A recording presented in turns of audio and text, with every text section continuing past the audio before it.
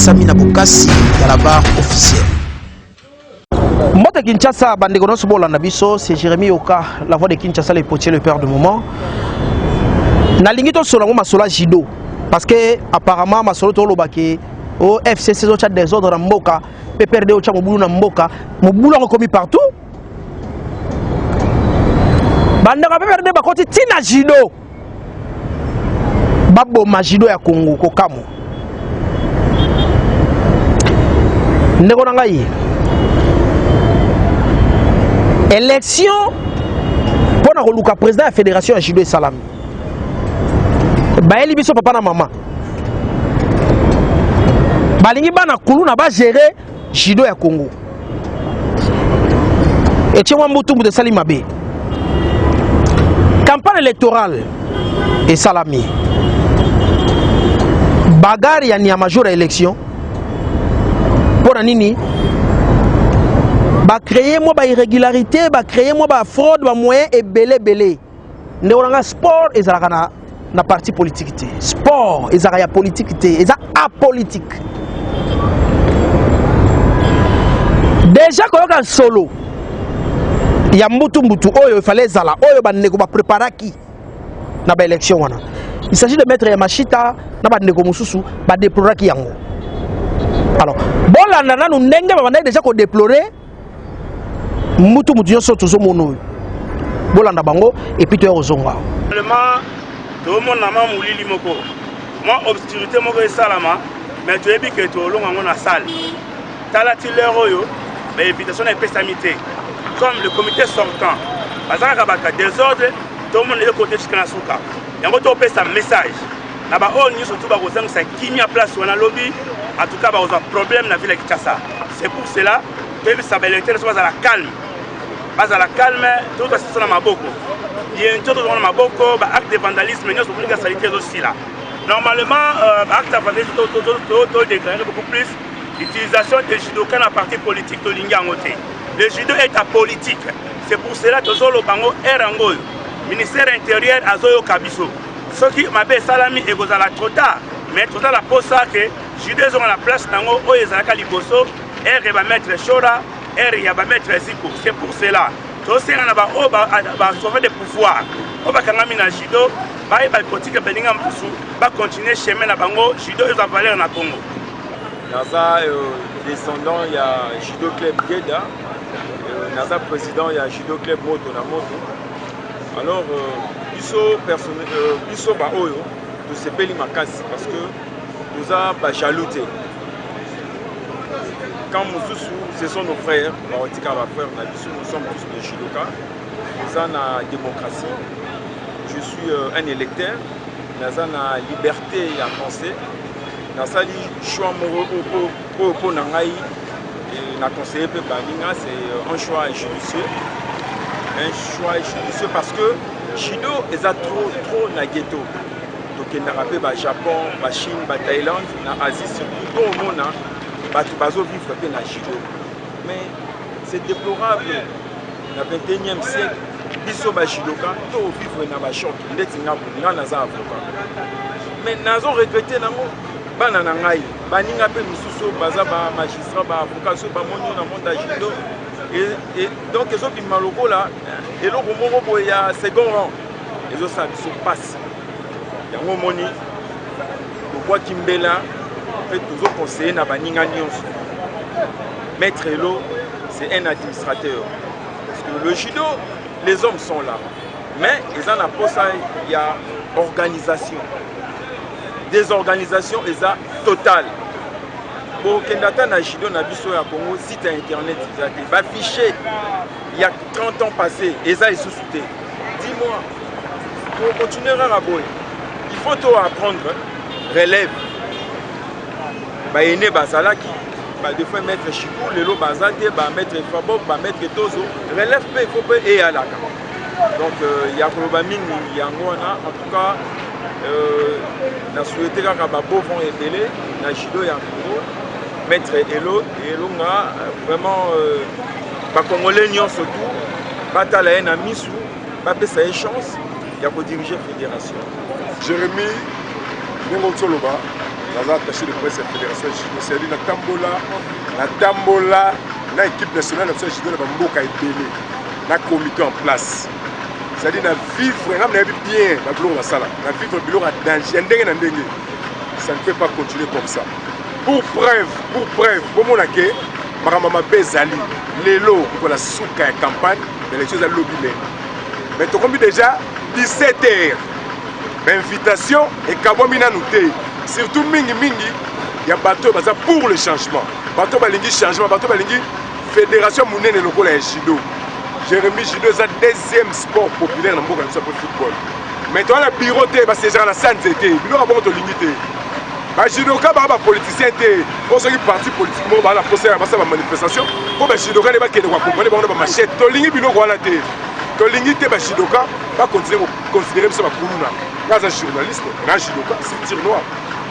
Thomas Lowaka ministre de l'enseignement supérieur universitaire ceinture noire 3e dan secrétaire général au sport M. Bartholomé Okito ceinture noire 6e dan général Elfis ceinture noire 4e dan donc bakonzi basalaka judo baza. Vous comprenez? Comment on va qualifier sur la couloune à Bissot? Pourquoi? Parce qu'au sommet judo congolais, tu as des brigands, tu as une vision, tu as un judo qui est libre. Alors, les candidats, tu vas éviter les candidats à la présidence, c'est Ami Bali. Bobombo, le président intérimaire, il y a Azana, équipe où il y a un judo 4 comme un cop. Candidat Oyo, judoka tous les judokas avertis. Po balingi judo elongwa kubenga biso bakuluna bango tout baza na sima ya maître Freddy Elonga na yoka na ngambo nango baloba les judoka oui maître Freddy Elonga est bel et bien judoka ceinture noire 6e dan les judoka ça c'est le gars mabete mais les judoka capable de diriger parce que être judoka c'est une chose mais être dirigeant en est une autre mon cher gestion quand on va bébélé so boye bien côté faut vous dire que bato bayebi ba memelo na biso liboso et puis judo eza ASPL la fédération mona wana eza ba ASPL vivra na don la cotisation ba membre en attendant soutien à l'état parce que biso sport na mboka na biso eza prioritaire so il faut que j'importe et que 5 équipes nationales na judo que na mboka X ou Y l'état bimisi mbongo te so bino mo ba membre wana l'arté à cotiser bosani l'équipe nationale parce que nous ne sommes pas prioritaires les sports dans le monde. Il faut battre les moyens, parce que mettre Freddy Elonga. Il y a des moyens, l'équipe va mettre les machines au moment où il est très bien. Il y a des président Ike. Il y a des monture d'ailleurs.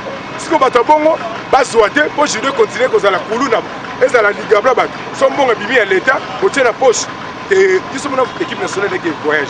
Liste par exemple, il y a 10 personnes. Dans 10 ans, on a 6 membres de la fédération, 4 athlètes. Vous avez même bâtiment, tu es entraîneur de l'équipe nationale à Kendangoulou Angola. Mais dans l'émission, en 2018, si l'équipe nationale de Angola, c'est moi le concepteur et le projet. Maître Scorpion, c'est Judoka formé à Kuna Angola, Maître Scorpion pour avant cette idéologie dans la société mondiale de gardiennage. À Sola Nangaï.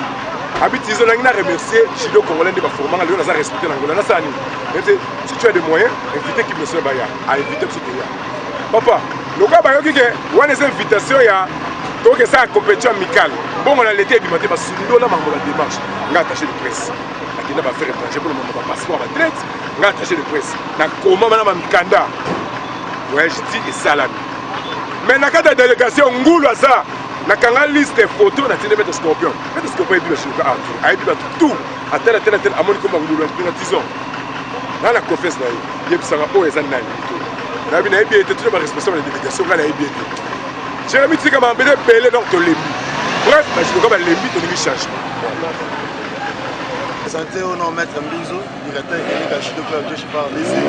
Et là ko pena biso to yeli awa to boyi judo aketo. Biso na armée tout ça la judo na biso pour biso to munda assisme championnat militaire aux international to participer alors na landi présent elo parce que a na vision ya ba compétition internationale a na vision ya ba judo a solo ya bikina kai c'est pour cela biso peut-être ma to za ba entraîneur à judo oyo to za ki lokolo ba grand maître judo propre et to landi mutu oyo ko même so na judo a bien na habité lelo pena judoka un président fédération à cause à la mutu oyo tala choquer au Kangisi Bachidoka 10, 3, 4, 5, mais bango na place moko boto qui nous choquer un président ko la choquer ti biso na judo to lingi président wa capable pa ko yana ba moyen na ye atia yango na judo qui liboso lelo komi ata muto sa des ordres wapi ezaka judoka alors niveau judo comment que des risquer na ba parents mosusu ba ko pekisa bana bango judo OK judo c'est sport wa noble et sport moko bien alors tolinga mutu wa ko ya intellectuel pa ko ya arosongisa judo na ranango. C'est pour ça que nous encadrés, les dirigeants, il y a des clubs de judo, tout le monde qui a mouton, il y a beaucoup de choses qui sont là, pour judo qui est liboso, et on a des thèmes, mettre l'eau, Freddy et l'eau, on va mettre l'eau. Nabandi Boyoki. Et pourtant, la voix de Kinshasa, les potiers. Nicolas Wabenganga, Mpaka Elemia. Na sensibilisé qui déjà. Na bende déjà ba judoka tout ya Congo bato ina pense. Est-ce que c'est normal? Flora Ibenge, sélectionné ya Léopard, bakenda voyage, il y a quel rôle en Ngoulou? Osons imaginer. Flora Ibenge a voyagé en Ngoulou, on a pied mbongo pour voyager pendant que le président de la fédération a quelle place entraîneur. Il y a un sens. Mambango sama na judo. Yango ngai mpaka elemia. Jérémy Oka, le père du moment, le potier, n'a pas de il n'a pince, n'a pas entraîné, ba judoka, ba club nion sur judo à Congo, bo fongola misu, bo pona mutoza ba moyen, bo pona mutoza capable ya ko gérer sport, na un esprit managérial. Yora ne na benda ibno pince, ne na benda imato ina pince, et là on dit au salaki landa. Entraîneur national, ceinture noire 5e dan, fondateur du judo club Coco. Vous êtes voyagé à Alger.